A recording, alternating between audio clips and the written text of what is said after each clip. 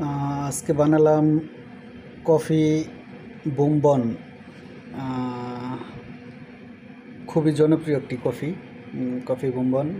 এটা বানাতে আপনার 2 স্পঞ্জ অর্থাৎ চা চামচের 2 চামচ কনডেন্স মিল্ক, আরবিতে বলে নেস্তেলা। তো এটা দেওয়ার পর 2 স্পঞ্জ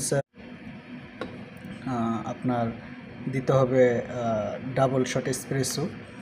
তো এসপ্রেসোটা আমি আগেই বানায় রাখছি, তো এখন আমি দেব ডাবল শট এসপ্রেসোটা দেওয়ার পর হালকা একটু মিক্স করে নেব, তাতে আপনার কফি বম্বনের ফ্লেভারটা খুব ভালো আসবে।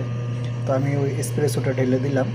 তো এখন আপনার ওই একটু নেড়ে নেব, কারণ হচ্ছে একটু মিক্স হলে কফিটা